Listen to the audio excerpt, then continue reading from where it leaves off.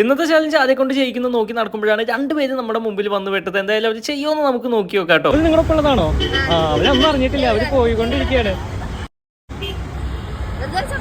വെറുതെ എന്തെങ്കിലും തോറിയിട്ടാൽ മതി, നമുക്ക് അതിനൊരു പിക്ചർ ആക്കാൻ പറ്റുമോ നോക്കാം. എന്തായാലും കാര്യങ്ങൾ അവതരിപ്പിച്ച സ്ഥിതിക്ക് അവര് ഇതുപോലെ ഒരു സംഭവമാണ് വരച്ചത്, ഇത് എന്തെങ്കിലും ആക്കാൻ പറ്റുമോ എന്ന് ചോദിച്ചപ്പോൾ ഇല്ല എന്നാണ് പറഞ്ഞത്. പേര് വരണേ എവിടെ തന്നെയാണോ സ്ഥലം? കാസർഗോഡാണ്. Okay okay. എന്താ പേര്? ഗോപിക.